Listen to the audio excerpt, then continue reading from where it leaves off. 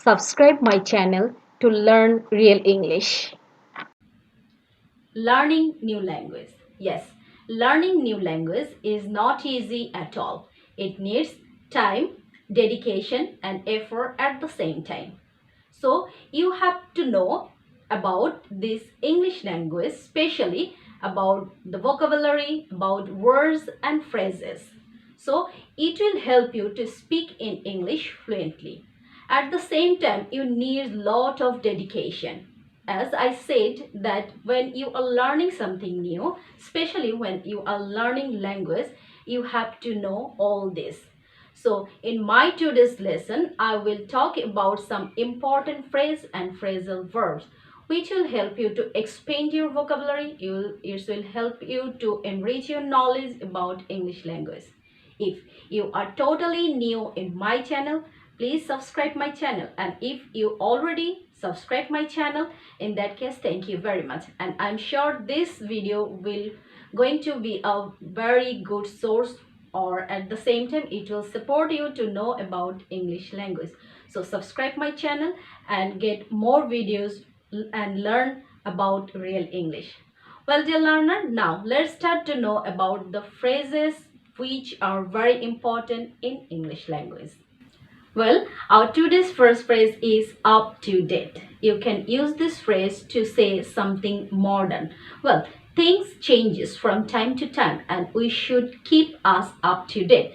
That means when you are using this word, that means you are talking about keeping up what is most recent in trend and fashion or about information. So all kind of latest update which we want to say, that is means up to date. So you can use this phrase to say modern. Well, our next word is keep somebody or someone posted.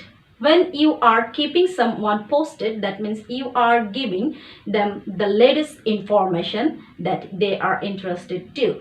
So when you are giving the information about something, some situation, particular situation to someone, in that case you can use this phrase keep someone posted. That means you are giving them latest update.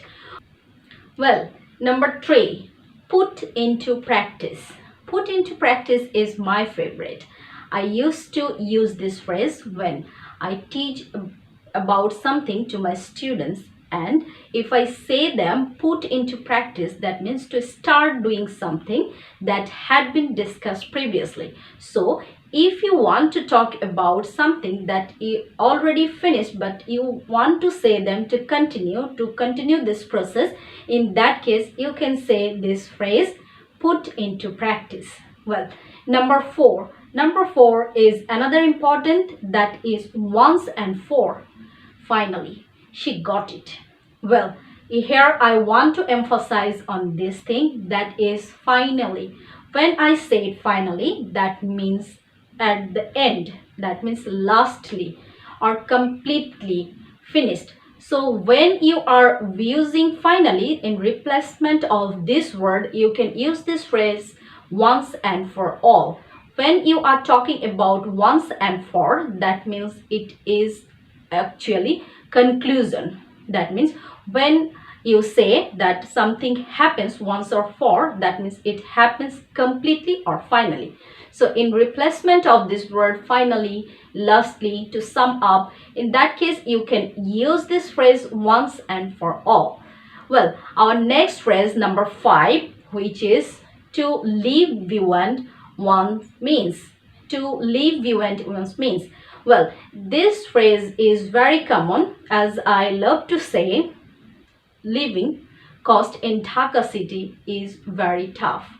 Living cost of Dhaka city, that means you have to maintain the living cost of Dhaka city, is very tough. That means when your total income, and from your total income you have to spend a lot of money. So when you are using this phrase to leave beyond what means, in that case you want to say someone is spending more money than he can afford. So this is how actually you can use this phrase to leave beyond what means. Well, next phrase is face the music. Wow, isn't it interesting? Yes, but it's not like that as you are thinking. It's not that you have to hear a song. It's quite different as this phrase said.